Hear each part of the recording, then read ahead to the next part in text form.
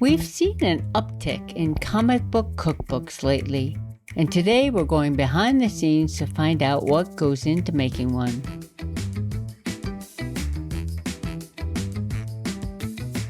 Welcome to Everything Cookbooks, the podcast for writers, readers, and cooks. I am Molly Stevens, and today I'm here with my co-host, Kate Leahy. Hello, Kate. Hello, Molly. So, comic book cookbooks. Right. When I started out, I'm sure there had been one. Actually, Charlotte Druckmann wrote an article about 9 years ago, and she talked about a 1965 graphic comic book cookbook that was written by a British spy. Right, Len Deighton. Right. He was known for all these spy thrillers. Yeah, and he wrote this graphic, comic cookbook series for the Observer, teaching bachelors how to cook. Oh my gosh. Times have changed. So yeah, but it wasn't something we saw a lot of. But this article by Charlotte, which is 9 years old now, talks about Amanda Cohen in 2012. She included graphic elements.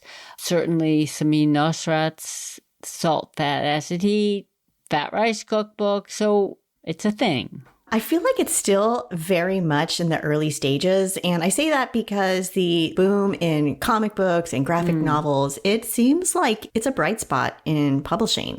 People oftentimes worry that, say, younger readers are not reading as much. They're spending too much time on screens. But I think what they are also spending a lot of time with is reading graphic novels. We'll learn more when we talk to our guest today. But you haven't seen it too much in nonfiction as far as I can tell, and meaning also in cookbooks and how-to manuals. I mean, we talk a lot about design, and design is getting wilder and more interesting. And today we're talking to Sarah Becan, who has written 4 complete comic book cookbooks. It's a strip format. There's not a text block. It's all illustrated. Right. We really want to talk to Sarah about how she does it. Right. How you take a recipe and turn it into a comic strip. I'm just fascinated. Sarah has been an artist and illustrator for years. She's based in Chicago. And before she got into food, she self-published a couple of graphic novels.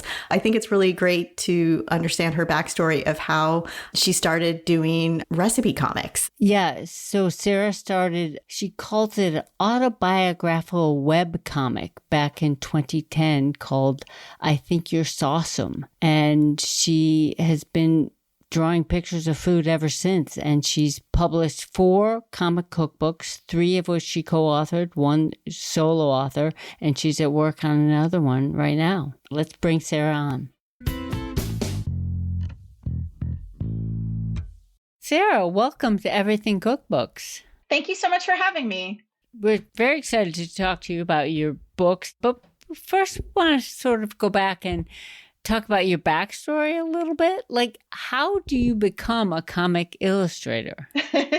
So I was into comics basically ever since I was a little kid. I loved reading them. My grandfather had a stack of Walt Kelly Pogo books and Crockett Johnson, Barnaby and Mr. O'Malley books. I loved Teenage Mutant Ninja Turtles and Spider-Man and Garfield. And even as a kid, I drew comics for my high school newspaper, for my college paper. I always kind of knew that I wanted to do something with comics. It wasn't until I was in college and someone handed me a copy of Art Spiegelman's Mouse, which is a biography of his father's experiences during the Holocaust, that I was suddenly like, look at all the things you can do with this medium, and started taking it a little more seriously instead of just sort of a hobby thing.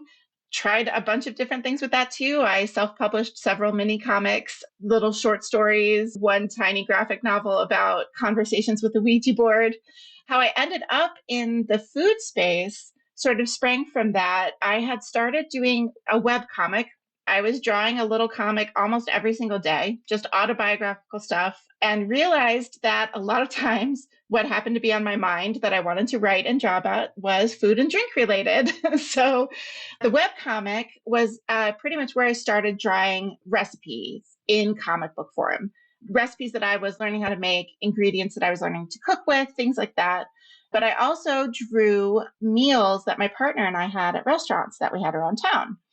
So some of those restaurants took notice of the comics that I had drawn of their meals and hired me to do illustration work for them. So I was doing illustration work for, t-shirt designs, menu designs, signage, some hot sauce labels and beer labels, things like that for a handful of restaurants around town in Chicago. And one of those restaurants got a book deal with 10 Speed Press. And since I was already drawing lots of illustrations for them, they asked me to contribute several illustrations for their cookbook, including drawing some of their recipes in comic book format. And this is the Fat Rice cookbook. Yes, it was called The Adventures of Fat Rice. The restaurant was Fat Rice in Chicago. It unfortunately is no more. But yeah, they were a great client to work with. I loved them. So your web comic, that's I Think You're Sawsome? Yes. Was it like a blog? It was basically like a blog. So it was, just a WordPress site. They had a plugin specifically for webcomics. Oh, interesting. That would help you upload the image and then sort of a description underneath it. And you could schedule posts by day and stuff. And at the time, so I think I started that in 2010. At the time, webcomics were a lot bigger than they are now. Like everyone I knew had a good handful of webcomics that they were following, and all the webcomics artists knew each other and sort of linked to each other. And also, I guess that's about the time when Twitter started to be more popular. So a lot of times I could post a new comic to my webcomic. It would show up in people's RSS feeds. I would then post a link on Twitter and maybe tag the restaurant, and the restaurant would see it. I see. Oh, that's interesting.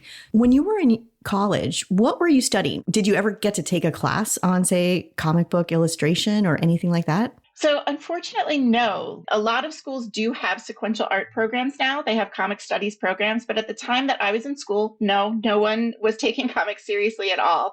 I went to a liberal arts college in Wisconsin called Beloit. They made it kind of easier to do 2 degrees at once. So I actually double majored in studio art and modern languages. I wanted to major in studio art. I did not think that it would lead to a career path at the time. So I thought I would study, French and Spanish and Russian and some other languages as well. And I've never used the languages professionally, even once. But I have managed to find, I ended up doing graphic design work. I've done a lot of commercial illustration for different clients. I've designed a couple of jigsaw puzzles. It's surprising how much work there is out there for an art major. I majored in studio art, and I was lucky enough to have a couple of professors who were willing to let me do independent study, sort of design my own independent study in comics and sequential art form. You were self-taught in a way, though, when it comes to comic books. Yeah, definitely. Yeah. So Fat Rice happens. You get to work on this cookbook. You had self-published, but that was the first time you'd worked with a traditional publisher. Yes. Was there any friction in figuring out how to make it work for 10 Speed Press?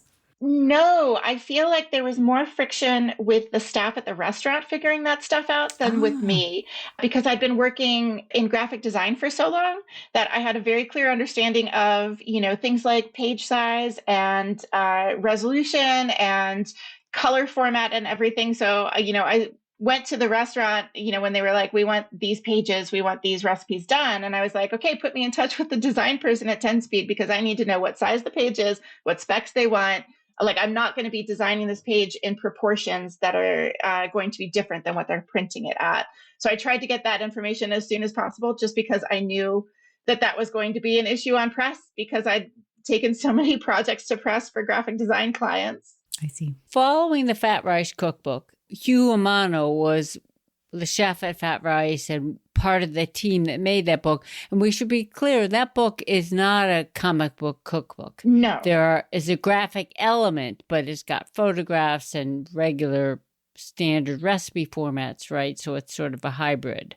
Yes, it's got a little bit of both. I actually I think I drew something like 60 pages, but it's a 200-page plus book. So I put all this work into it. And then when I finally got my hands on the actual book, I'm like, oh, this doesn't feel like a comic book at all, because it's full of gorgeous photography and lots of very traditional recipes too. But there were certain recipes that they definitely wanted shown in a comic book format. So it is definitely a mishmash of all of it. Right. And it's got a graphic cover, doesn't it? Yeah, yeah, I got to illustrate the cover too. Yeah. Wow. Oh, Yeah. amazing. Wow, that's big. What makes a good recipe for a comic book format? Are there certain recipes that just work better for graphic kind of illustration? Oh, it's a good question. I mean, I'm probably biased because I'm in this space, but I think all recipes can be converted into a comic book format. I do think that different recipes take different approaches, though. Specifically for the Fat Rice book, we did have two different main approaches for the recipes that we were doing, where some had, involved like diagrams for folding dumplings or the samosas that they did. Like we did those in a very simplistic line drawing, almost like IKEA illustrations, just trying to make them as clear as possible so that people who were not taught in person by somebody how to fold this dumpling, they'd be able to figure it out from the diagrams. And then there were a lot of recipes that involved very quick movements over a super hot wok. And so we did those in a little more of a manga style. Each of the panels has different cues for how long you're like, this is 10 seconds, this is 3 minutes. So they've got like a little number up in the corner. Used a lot of manga style visual notation. So things like emphasizing speed or action lines, or smoke coming out of the wok in a really billowy way to give people visual cues that guide them through every step of those recipes. It's really interesting. You mentioned different styles. You talk about sequential art, which is, I'm assuming, a comic book strip. Yes. Right? It goes grid by grid. And your book, Sarah, you combine that. You have individual frames, but you also have these more free-form floating illustrations. And I guess this is to Kate's question. How do you decide what recipe step or what information needs a grid and what's more free-form? I do try to let the content of the recipe sort of guide something like that. And I think that there are recipes like I did a recipe for I Think You're Sawsome for my webcomic ages ago. I had made a pesto with ramps, and it's a very loose freeform diagram, just a single page that has all of the ingredients at the top, arrows pointing to the food processor, and then like pulse for this long, and then arrows pointing from that to what you could put the pesto on. And because that recipe has essentially one step, you're putting things into the processor and you're blending them. That's an easy one to do as like a big free-form diagram. And especially since something like the ingredients for a pesto, especially if you're used to cooking, those are going to be left up to the taste of the person who's making them. You don't have to be super specific about how much Parmesan goes into it or how much garlic goes into it. And you want to show all the ways you can use it on the bottom, right? Exactly. So the content informs that. Like if you've got a more, like I also did a recipe for cioppino, which is the seafood stew. Obviously, it has many, many more steps. Like that's going to be more sequential art where it's like this panel shows this step, this panel shows this step as you proceed along, because it's going to be more complicated. But I also try to think about the audience when I'm trying to pick something like that. So if I was doing that same pesto recipe for someone who'd never made pesto before, I would have an ingredients panel with specific ingredients and amounts for everything, and maybe a little more complicated steps about, don't just throw the ramps in there, you should chop them first, and you should mince the garlic first and things like that. There's a lot of factors, I think, that go into how I figure out how to design a comic for a recipe. But yeah, content and audience are probably the main ones.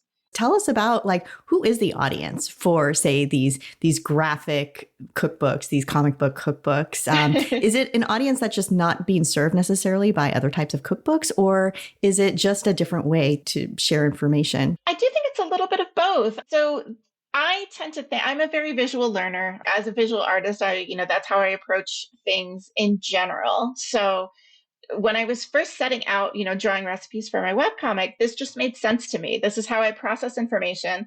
So I just like to show the recipe in a way that I would like to see the recipe written out, very graphically. I prefer diagrams to, large blocks of text. In school, I preferred geometry to algebra. I like thinking about the world in shapes and imagery. But I do think that the longer that I've done this, I do think that there is an audience that has not been served by traditional recipes, because I'll have people come up to me at shows and say, I'm ADHD and this is the first cookbook I've been able to follow.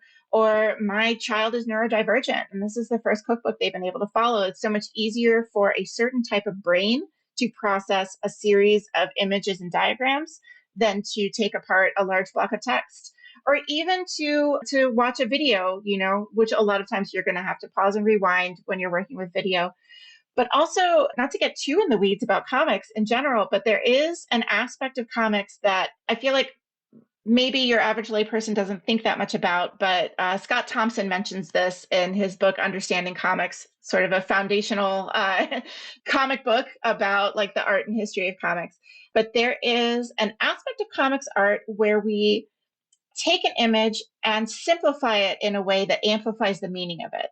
So you strip details away that the reader's not going to need for the understanding of the content. If you need to know how to fold dough in, a certain bread recipe, and you've got a series of images of the dough or video of the dough, like you don't need the gradient shadow inside the bowl to understand that. You don't need like the extra utensils or the grain in the table underneath it to understand that. So there are details that you can strip away from the imagery that don't contribute to the meaning of the diagram, that can make it easier for an eye to parse the image and like get the information they need from it faster. That makes a lot of sense. And find the essential bit of information. I read one argument pro comic book cookbooks that said if you lose your place as a cook, you're following a recipe, if you lose your place in a dense block of text, to go back and find it can be challenging. If you lose your place in sequential art, your eye sees it right away. And then another thing that I think it was Samin Nosrat said about her illustrated cookbook was that photos tend to promote precision. That's a really good point. In Salt, Fat, Acid, Heat, she's trying to encourage a less precise way of cooking by feel, cooking without recipes. So it's interesting how comics could serve that. Yeah. No, that makes a lot of sense. I think that because I've had people tell me that too, that sort of the finished dish illustration in, say, Let's Make Ramen, is really beautiful. And, I definitely try to pull from sort of platonic ideals when I'm doing food illustration like that. Like I love how Studio Ghibli renders food and how it looks so over the top, like succulent and delicious, but isn't necessarily a realistic visual representation of what the food looks like in the plate. It's more of a symbol. It's more of a glyph that also is helpful for the reader in that they know that final illustration isn't going to be what their dish looks like, because no dish looks like that. It's a cartoon. Right. Yeah. But it's a symbol. It's a symbol for them to approach. You know that whatever you make is not going to look exactly like it does on the page. Yeah. Right. So go back to your origin story, and you do the first book with 10 Speed Press. How did you get to your second book, Let's Make Ramen? Yeah. So The Adventures of Fat Rice, I wasn't on the contract for that. I was just work for hire. Basically, when that wrapped up, the literary agent who had brokered the Adventures of Fat Rice book, she reached out to me and she said, 10 Speed is interested in doing a full-length comic book cookbook of ramen recipes, and they want to know if you would do it. And I said, yes, absolutely. Right. Like I just happened to be in the right place at the right time. They had also, I think around the same, I should check this for years, but around the same time that The Adventures of Fat Rice came out, 10 Speed had put out Robin Ha's Cook Korean, which is a comic book cookbook of Korean recipes. So I think they were looking to get into more of the graphic novel space. Robin was their idea. The agent basically said, this is your deal. If you want to handle it alone, that's fine. If you need an agent, I'm here if you want to go with someone else. But I had spoken to her before while working on the Fat Rice book. So I was very happy to have her as my agent. And I've been with her ever since. Wow. And then how did it work with getting a co-author into that book? One of the lovely things about your introductions is you illustrate yourself and you illustrate your co-author and your characters in your book. Yes. Did you think that ramen is something that you love, but you're not an expert in and you wanted to bring in somebody? Or how did you decide you didn't want to go it alone? Yeah, absolutely. I knew that I needed a co-author for Let's Make Ramen. I am a home cook, but I'm very much an amateur and I'm not an expert in this. My expertise lies in learning how to do something and then, explaining it for other people. But no, absolutely knew that I needed a co-author. We actually spoke to a couple of different chefs before we started Let's Make Ramen. But the ones that we spoke to had restaurants, and I think we're trying to turn the book into sort of like branded to their restaurants. And that's not what 10 Speed was looking for. 10 Speed was definitely looking for something geared for the home cook. And then, I don't know why it didn't occur to us earlier, but since I had worked with Hugh Amano on the Adventures of Fat Rice, and his family is Japanese, he's very familiar with how to make ramen. So we called him up and he was super happy to talk about it. And he was a great writing partner. He was fantastic, so helpful. Anytime I had questions about what something would look like, so that I can draw it effectively, like how do the colors change while this broth is on the stove, or, how does the texture of this material change? He was so happy to like jump back into the kitchen and cook it up for me and film it or take photos or whatever, so that I had visual references of everything. Amazing. So it was not a 2-book deal, because you did Let's Make Ramen followed by Let's Make Dumpling 2 years later with Hugh. It was a one and done, and then, let's do something else. Because they clearly liked how well, the first one was selling, right? I think I was still so new to it that I had no idea how that was going to factor into it at all. All I knew was we had a really great time putting ramen together, and we wanted to keep working together and do something else. Dumplings came to my mind. It was funny because my partner was like, "Oh, you just want to draw a book, full of dumplings with cute faces on them?" And I was like, "Yeah, of course." like, what do you mean, just? Yeah. Who doesn't want that? Yeah. But so we ended up basically sitting down with Amy Collins, our agent, again, and writing up a whole pitch for Let's Make Dumplings to make it sort of a follow-up. They let us do it.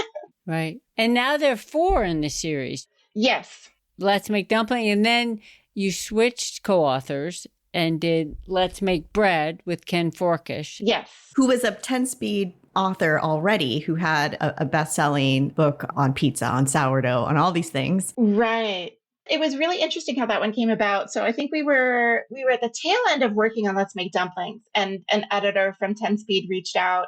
They were working on a 20th anniversary reissue of Flour, Water, Salt, Yeast, Ken Forkish's book, that ended up being called Evolutions in Bread. And at the time when we started talking, we were thinking that they would do this reissue of, or sort of revisiting, of Flour, Water, Salt, Yeast, and have a companion graphic novel to come with it. So that was their idea. And then as projects sort of spiral out of control, I think the comic book became its own thing, and Evolutions in Bread became its own thing. And it took like an extra year or two for Let's Make Bread to come out. It was really interesting sort of shifting gears and working with a completely different co-author. But he was also extremely helpful in terms of, I had tons of questions about how the texture of dough was going to change. And I ended up baking my way through all those recipes while I was working on the book, just so I would have that reference, that very tactile reference. How the textures change while you're working with the materials was pretty crucial. Absolutely. So, and I'm imagining too that while you're doing these books, you're also seeing 10 Speed evolve. Yes. Their sort of graphic imprint. It's a separate imprint, right? It is now. So Let's Make Ramen was 10 Speed Press. The first edition of Let's Make Dumplings was 10 Speed Press. And then sometime after that, they spun off the 10 Speed graphic imprint. I was looking at my shelf the other day and realizing that I have 2 copies left of Let's Make Dumplings that still have the 10 Speed Press logo on them and don't have the 10 Speed graphic logo on them. I was like, oh, should I hold on to these? Like, first edition. Yeah. Right. Yeah. So then after Let's Make Bread wrapped up, Amy, my agent, and I were sort of talking about, it's been great to work with co-authors, but Hugh and Ken, like, they weren't writing for comics. Like, they were just handing me the recipes as they would write for a traditional recipe book. And comic scripts are very different. Like, they're written almost like screenplays, where somebody will say, panel 1, this is the action that's taking place. This is the words that are taking place. This is the background. This is the color. It transitions into panel 2 this way. And I'm not going to expect professional chefs to learn how to write for comics for that. So part of the reason that I'm listed as a co-author on these books rather than just the illustrator is that I was kind of taking their text apart and reassembling it for comics before I started illustrating. after 3 of these books, I was kind of like, what if what if I did one of these on my own and sort of approached it with comics in mind from the very beginning instead of adapting material to the comic book format. Cocktails felt like a topic that I would be able to approach that wouldn't need decades of expertise or like professional experience, in that like I enjoy cocktails already on my own, but also a lot of these recipes have 4 or 5 ingredients. Many of the formulas have been the same for 200 years. We're not talking about very complicated recipes that involve lots of different temperature fluctuations or, several different steps. I really just wanted to try to make a comic book cookbook thinking of the comic book format from the very beginning. So interesting. You don't have to say this out loud, but I will say it for you. As a co-author, you probably had the heaviest lift because not only are you rewriting, but you're also illustrating. That's a lot because the words do need to be sort of pared down to the essentials. And that editing alone takes up a lot of time. Yes. That's not even involving the illustration that takes place in the time it takes to do that. I'm assuming that when you were able to just run freely into the cocktail world, I mean, just what was that experience like? Was it freeing? Was it scary to go it alone? It was a little bit of both. Absolutely. It was scary. And it was, on one hand, a lot more work, obviously, because I'm doing all of the research, all of the background, all the recipe testing and comparison myself. But at the same time, it was incredibly freeing, and looked at from a certain angle, it felt like less work in that, I was sort of structuring the information from the beginning, thinking about how it would look in comic book format. Because you're right, it's not just cutting down the words, which is one part of it. Like, you don't need as many words when you've got an illustration that's paired with it to help you with the content.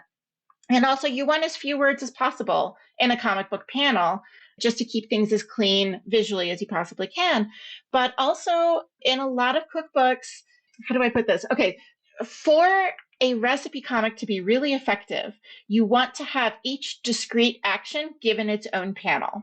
And a lot of times when we're writing recipes for a traditional cookbook, you've got 3 or 4 actions in a single sentence. Put all the ingredients in the bowl and fold them in this way, or dump the dough out onto a floured surface and start kneading. So there were a lot of times where I would take a single sentence and I'd be like, this is actually going to be 3 separate panels.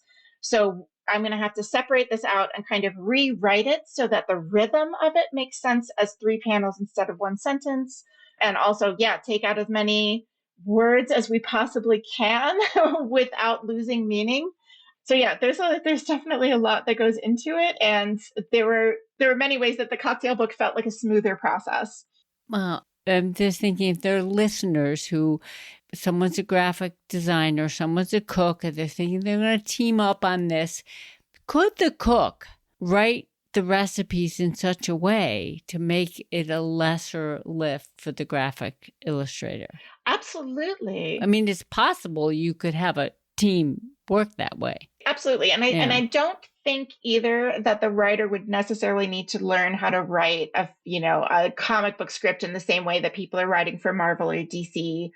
As sort of the cook is working through the recipe and imagining how to write it up, to think of it in terms of discrete actions, and obviously there's a lot of personal judgment that goes into that you certainly don't need to say, put the flour in the bowl, and then the next panel, put the sugar in the bowl, and then the next panel, put the spices in the bowl. Like, that can be one panel.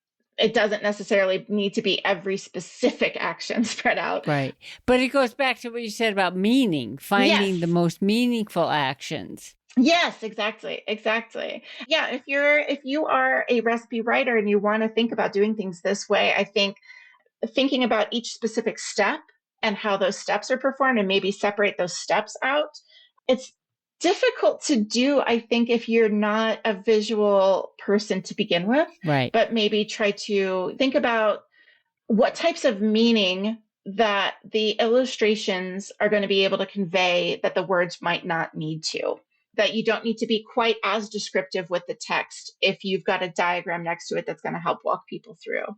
Yeah. One of the things that I was really impressed with Let's Make Cocktails is I have always found cocktails a little on the intimidating side, oftentimes because I'm looking, maybe the recipe's short, but there might be a lot of words I don't understand, or there's lots of sub recipes. And there was something about this book that I don't know, put me at ease a Oh. little bit. It's even things like simple syrup. You don't have like a separate recipe for if people want to do the 1-to-1 versus 2-to-1 sugar water for a thicker simple syrup. You just kind of make a little note that some people like to do it 2-to-1.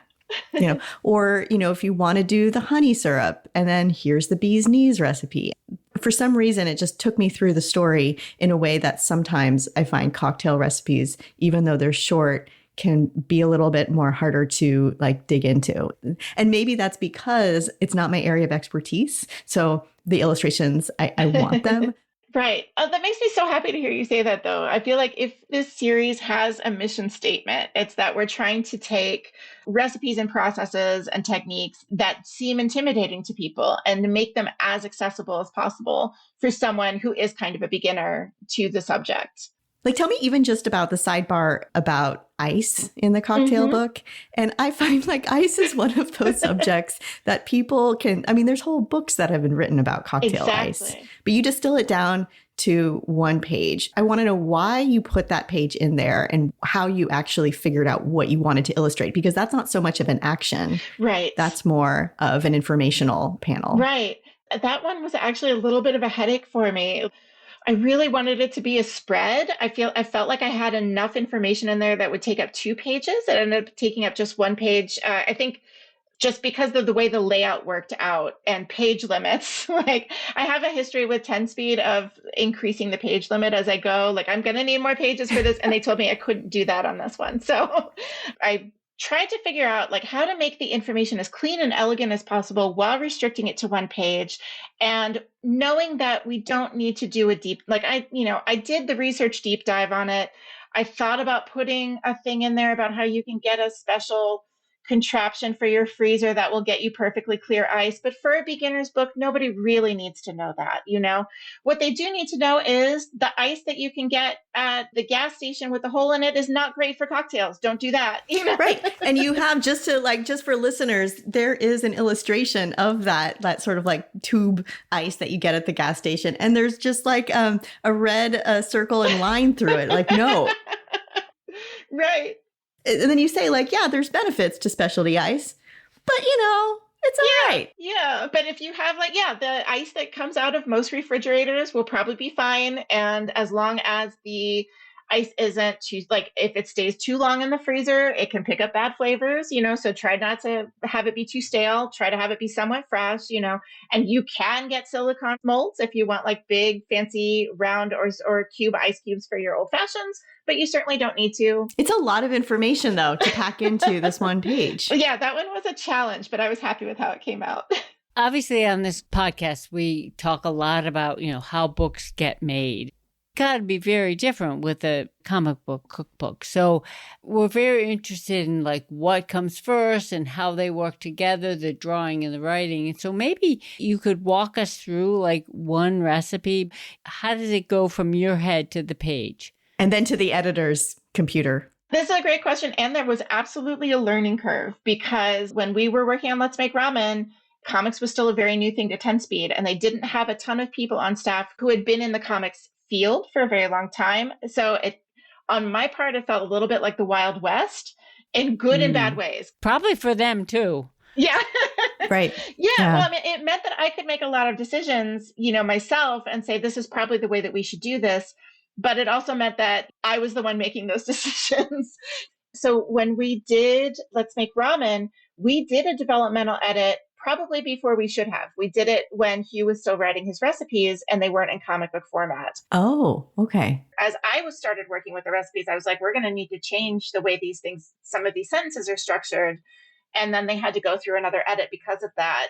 Since we've done a couple of books and we've had a lot of the same people from 10 Speed working on them, and 10 Speed, since they've spun off to 10 Speed Graphic, has started hiring people who have a lot more experience with comic book publishing too. I think we've gotten to a place with my books where we've got a really nice rhythm. I feel like we're getting a little bit technical, but essentially... That's good. We're here for it. Okay, good.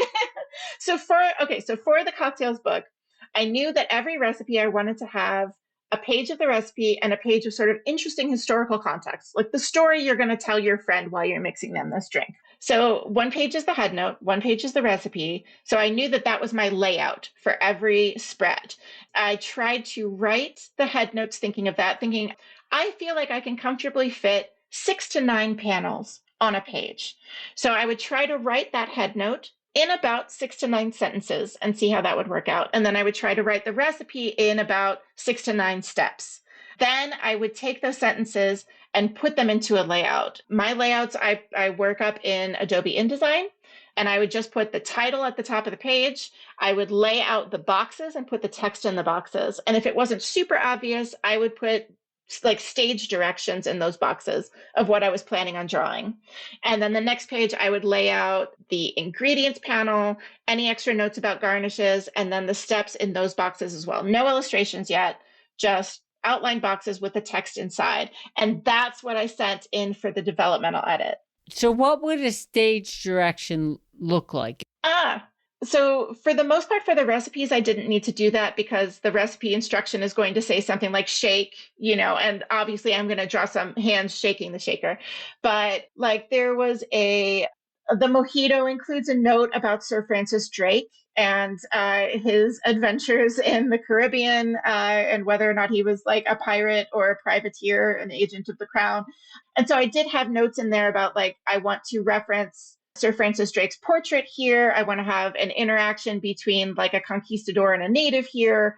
A lot of times those directions would be for me. Like I had an idea of while I was writing it out, what would really work. And so when you're working with like 200 pages, a lot of times I'll forget, when I come back to it to draw, I'm like, what did I want to put here? So sometimes those notes would be for me, but sometimes they would also be for the developmental editor saying, when I have this ice page in there, I'm going to show the different shapes of the ice, and I'm going to show the ice not to use and the ice to use, and also a diagram of how to crush ice through a kitchen towel if you don't want to use a blender or things like that. So you're not spending your time making illustrations that might not end up in the book. Right.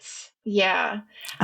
So just to be clear, so the earlier, sort of renditions on figuring out how to make these comic book cookbooks, everything was a Word document and it was just recipes on a Word document in more of a standard format. The editor was editing it as if it were more of a standard cookbook. Yes.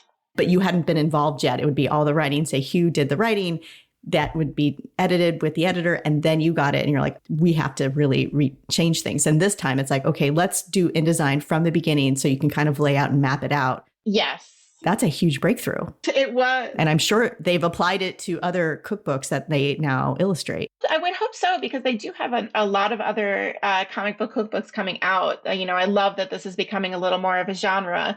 But yeah, and that was something we didn't really learn until the bread book. I think I was trying to sort of explain to the editors, the best way that I would like to see things laid out. And so I sent them a couple sample layouts in InDesign with the text in the boxes. And they were like, well, this is great. You should do that for the whole book. And I was like, oh, okay, well.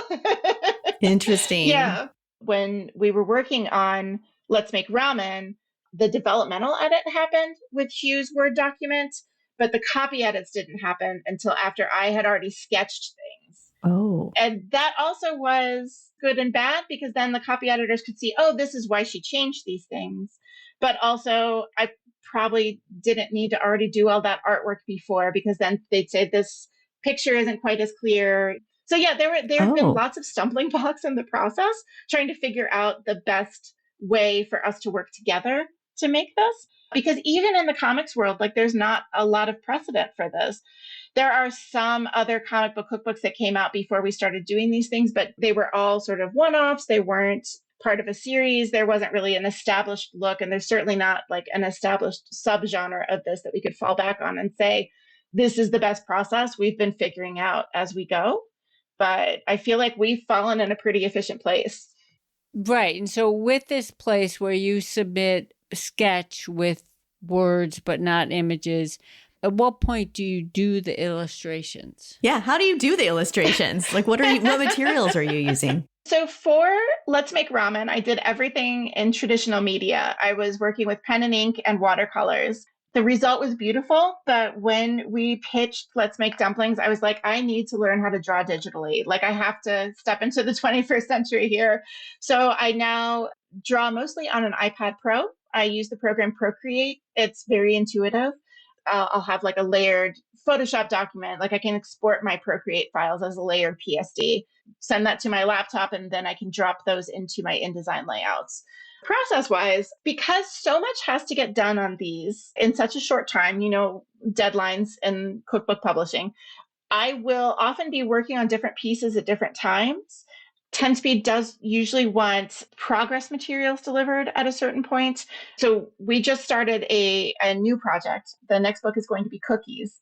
The first deadline is our progress materials. So we have to deliver table of contents, the list of the recipes, and then 5 to 10 sample recipes completed. So that means I have to have them not just laid out, but also fully illustrated and colored and everything. I'll probably be on the lower end of that given how long it takes to make these. So it'll probably be more like 5 recipes, but that's what I'm working on first. So I've got like my whole InDesign layout already set up and ready to drop the recipes in as I work on them. I believe the next deadline will be the manuscript. And for us, the manuscript will be that layout. It will be my InDesign boxes with the text in them.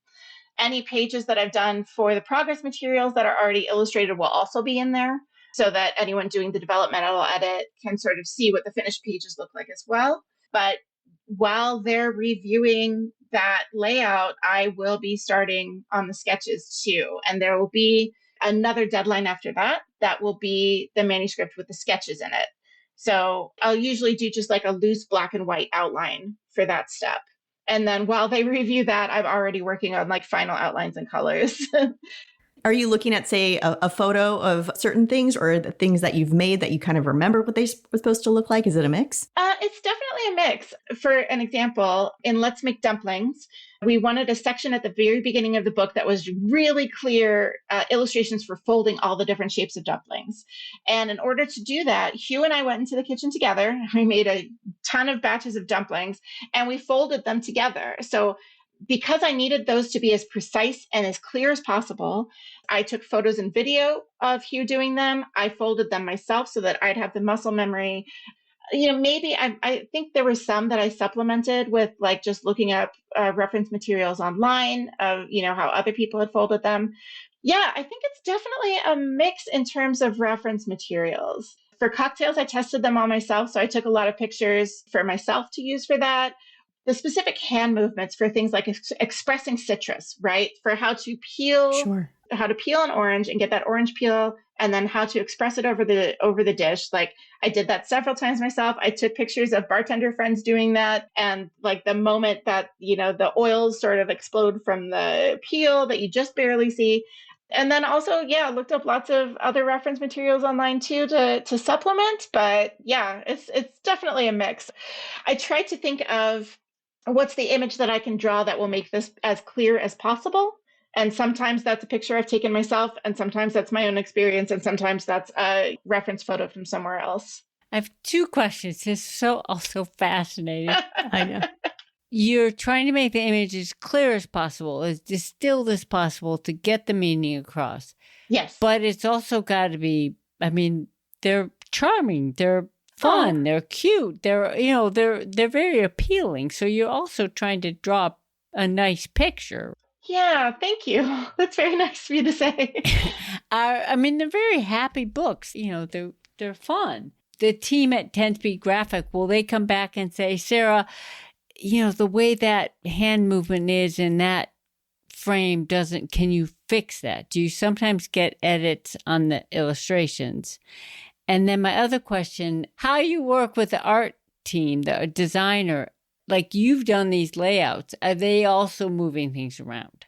First question, yes, very occasionally. 10-Speed has come back and edited an illustration, but it's pretty rare, honestly. I don't know how much of that is their trust in me, which is really nice. And when they have come back with something like that, it's been something pretty crucial. It's been something where it's like, oh, they're right. I could draw this motion, of the hand using the pan over, the lid over the pan in a way that would be clearer. Yeah. Anytime they've come back to edit an illustration, it has been important, and it's been great to get sort of an outside view of that, because anytime you're working on any project, in any field, you can get too close to it and it can be hard to find that objectivity. In terms of the layouts, I have often wondered if like the layout team at 10 Speed, if they're just like, oh, we don't have to worry about it because Sarah's doing the layouts. Because in comics, again, this is something I think a lot of people don't realize, is that yes, you're drawing each panel, but you're also laying those panels out in a page and a spread. And so there's design skills in that. And then you're also figuring out how those spreads flow together in like the full book layout.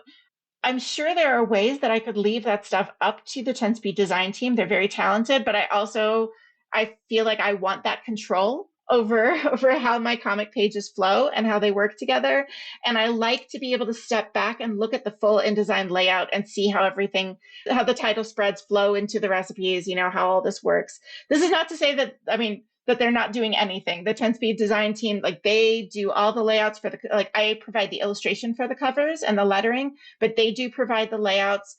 They handle things like the page numbers, whether or not my illustration is sort of covering up the place where a page number will be on the page, how to get those page numbers to refer back to, in my layouts, I'll just be putting page XXX or page 000.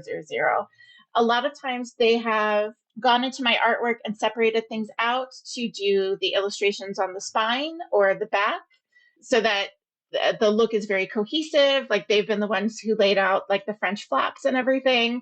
I'm sure that overall it's probably less work for them to work with me since I do handle much of the layout. It's part and parcel of making comics, but they are definitely also like doing plenty of work. The typeface, obviously you're not writing every word. Right. But it looks like your handwriting, or what I assume is your handwriting. So did 10 Speed develop a typeface that they can use? How does that work? I actually developed the typeface. Of course you did. When we started working on Let's Make Ramen, I knew that would destroy my hand if I had to write everything. But also, how do you do copy edits? Right. I knew that I was going to need a typeface based on my own handwriting. So I did develop that. And I even put in all of the diacritics, which has been great because many of these books have been optioned in other languages. So 10 Speed is able to use that typeface in-house for them, but also the German publisher can use it and the French publisher can use it. Smart. The headlines for the recipes, that's all hand lettered. From a design perspective, I like the headline to span the page and line up with the panels. And the only way to do that is to do it custom for each page so that your kerning and your letter widths don't look wonky. I think, Sarah, you're the first person we've spoken to on this podcast who's made their own typeface. Tell us about the timeline. How long does it take from start to finish generally? When we send in the pitch to the point that the book comes out, it's about 2 years. And they're each just under 200 pages. Basically. How many days would it take you to do, say, a single cocktail recipe illustration design? It's hard to figure that out because there's so many layers. I tend to do them in pieces. So I will be doing all of the layouts, or I will be doing all of the sketches, or I will be doing all of the final art. Rather than being able to say how long a page will take, working at a solid pace, I can get through 10 to 15 pages in a week. Yeah. Your hand needs a break. I mean, you're illustrating these. This is not typing on a computer. Right. And I've got lots of like wrist stretches that I have to do to like keep the hands, limber, especially since a lot of my hobbies to de-stress are things like crocheting, which use all the same, muscle groups. It's not ideal. Oh, boy. Before we wrap up our conversation, I did want to ask you a question about, say, if I were wanting to break into this field and I was an illustrator or someone who maybe has experience in graphic design and I want to get into, say, comic book cookbooks or even just in illustration, what would you recommend I do? It's a great question. I don't know if the answers are the same now as they were when I broke in, but I suspect that they are at least somewhat tangential. Like I know Robin Ha, from what I understand, for her book, Cook Korean, 10 Speed found her because she had a Tumblr. She was drawing banchan recipes and it got really popular. And 10 Speed reached out to her and said, would you think about doing, a whole book with this? I think Cook Korean came out 2016. So that was a long time ago, but it was still sort of she had a platform, she had an audience already. She also had examples of her work that people could see were functional. Like this is really working as a recipe in this, in this illustrated format. I got my start with the webcomic, which webcomics aren't as much of a thing anymore. But like I know a lot of illustrators who put their work on Instagram, or they have like a portfolio website and a blog or a newsletter. I realized in the last couple of years that I missed doing that webcomic. And so I've sort of revived it as my newsletter. I'm not making new comics every day. I don't have that in my schedule anymore, but I do try to draw a new short comic every week for that like keeps me in practice. It also functions as a little bit of a sandbox for me where I get to try new styles and new things without a risk, because it's a very transient art form. It's just you're throwing it onto a newsletter or up onto a website, so it's a place to experiment a little bit. I also do a lot of comic book shows where a lot of people are self-publishing their own mini comics. And I've picked up a couple of great culinary mini comics that I love. What is a comic book show? It's essentially like a Comic-Con. Like there's obviously there's big San Diego Comic-Con or New York Comic-Con, but there are also smaller shows that cater to independent creators. So I did one in May this year in Toronto that's called TCAF, the Toronto Comic Arts Festival. I'll be doing the Small Press Expo in Bethesda, Maryland this fall. Chicago has one called Cake, the Chicago Alternative Comics Expo, I think. People can find you and you can get inspired by other artists. Exactly. I love doing these shows. They're always so much fun. You meet so many people drawing so many different types of things. And I can usually find at least one other person who's doing food-based comics. And I get to sort of admire their art, and we exchange books and have a great time. Before speaking to you, I never really thought about whether we call them graphic cookbooks or illustrated. Then you very clearly say comic book cookbook. Yes. Tell us about that distinction. It's such a hard question that has been plaguing the comics world for so long, because comics makes it sound funny, and this was something Art Spiegelman said with Mouse. Like he hated that because he was writing a very serious story about very dark things that had happened to a member of his family, and calling it comics felt bad. But if you call it a graphic novel, I think a lot of people assume that implies adult material somehow, and so that's not a great word. When I started making comics, I knew a lot of independent comics artists who were trying to make sequential art happen, because that was a very precise term. We were talking about sequences of panels, but that's not catchy. Nobody likes to say that. For a while, people were trying to make comics with an X work because it's a co-mixing of language and visuals. And I don't know that really caught on either. So again, it's a little bit Wild West because we don't have a perfect term for it. I like the rhythm of the phrase comic book cookbook. It makes me happy. I don't feel like there's a way to say it's a graphic novel cookbook because that implies like a novel or a narrative. It's probably still not the perfect word for it. I usually say either comic book cookbook or recipe comics. Recipe comics. Yeah. Thank you so much for that answer and spending time with us. Thank you so much for having me. This was delightful. Thank you for listening to Everything Cookbooks. For more about each episode, subscribe to our newsletter at everythingcookbooks.substack.com. There are other ways to support the show. You can go to our website and check out our totes, t-shirts, sweatshirts, or our other merch, or buy us a round of coffee. You can also leave us a 5-star review on Apple Podcasts or wherever you listen. Thank you to our editor, Abby Circatella. Till next time, keep on writing, reading, and cooking.